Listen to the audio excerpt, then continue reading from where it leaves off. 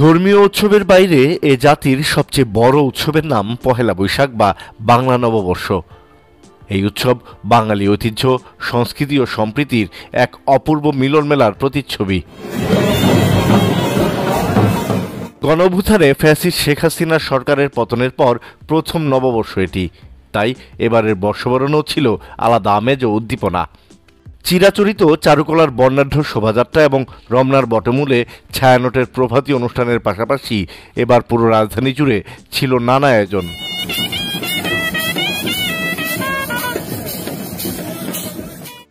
নববর্ষের ঐকতান ফ্যাসিবাদের অবসান প্রতিপাদ্য নিয়ে ঢাকা বিশ্ববিদ্যালয়ের চারুকলা অনুষদের সামনে থেকে সকাল ৯টায় বর্ষবরণ আনন্দ শোভাযাত্রা বের করা হয়। মঙ্গল শোভাযাত্রা থেকে এবার নাম হয়েছে বর্ষবরণ আনন্দ শোভাযাত্রা। লোক ঐতিহ্য ২৪-এর চেতনাকে ধারণ করে আরও বড় পরিসরে এবং বৈচিত্র্যপূর্ণভাবে এবছর শোভাযাত্রায় সর্বজনীন অংশগ্রহণের আয়োজন করা হয়।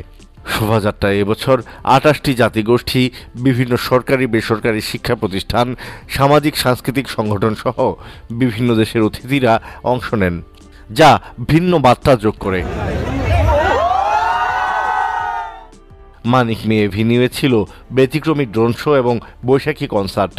রাজধানী ঢাকাসহ সারা দেশ জুড়ে ছিল বর্ষবরণের নানা আয়োজন। বাদ যায়নি কারাবন্দীরাও। বন্দীদের নিয়ে ভিন্ন এক বর্ষবরণ উদযাপনের আয়োজন করে কারা কর্তৃপক্ষ। দেশের ৬৮টি কারাগারেই নানা অনুষ্ঠানের আয়োজন করা হয়। নাচ গান পরিবেশন করেন বন্দীরা।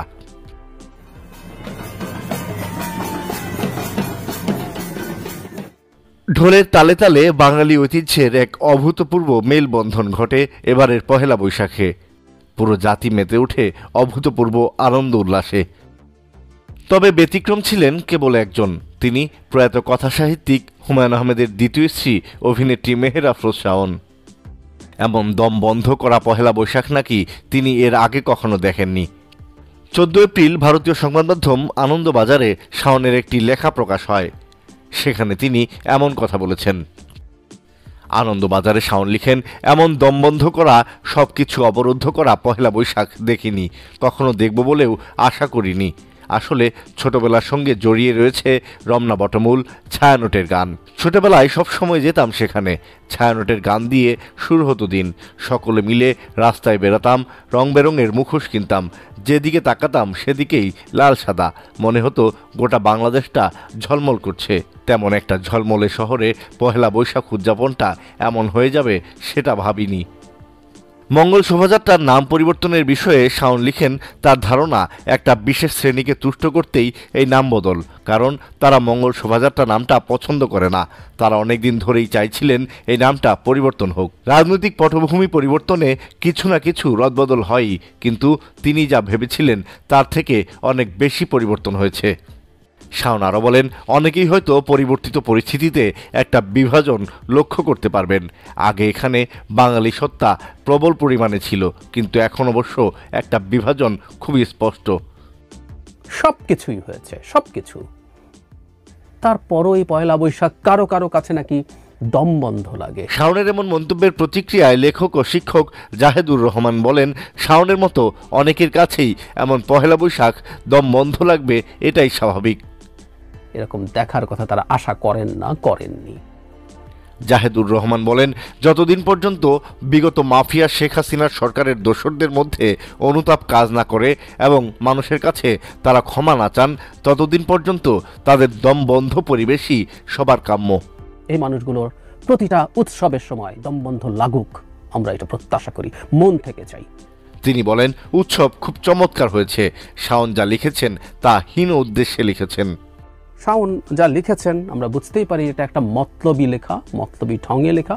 শাওনের নেতিবাচক লেখার সমালোচনা করে সোশ্যাল অ্যাক্টিভিস্ট সাইয়েদ আবদুল্লাহ এক পোস্টে লিখেন, তিনি জানতেন এই মহিলা কিছু একটা বাণী চিরন্তনী ডেলিভারি দিবে। ভালোই হয়েছে, একেবারে ওপারের আনন্দবজরেই লিখেছে। আনন্দবজরের সাথে শাওনের মতো মানুষগুলোই ফিট করে, আসলে পুরোই সোনায় সোহাগা। আনন্দবাজার সবসময় নামের বিকৃতি করে আসায় তাদের নামও বিকৃতভাবে লিখেন আব্দুল্লাহ। শাওনকে উদ্দেশ্য করে তিনি লিখেন, ওর কাছে দম বন্ধ লাগবে এটা মোটেই অস্বাভাবিক নয়। ওর মাম্মি হাসিনা গদিতে থাকলে এমনটা লাগতো না হয়তো। এতদিন ধরে তেলে জলে যাদেরকে পেলে পুষে বড় করেছিল সেই পেয়ারে দুলালি মেয়েগুলোকে সাথে না নিয়ে একাকী পালিয়ে চলে গেছে মা। এমনই এক মাহারা কন্যার কাছে এবারের বৈশাখটা দম বন্ধ লাগবে এটাই কি স্বাভাবিক নয়? রাষ্ট্র নিয়ে ষড়যন্ত্রের অভিযোগে এর আগে গত 6 ফেব্রুয়ারি আটক হয়েছিলেন শাওন। পরদিন ছাড়াও পান তিনি। 2.5 মাসও না পেরোতেই আবারও দেশের ভাবমূর্তি ক্ষুণ্ণ করলেন এই অভিনেত্রী।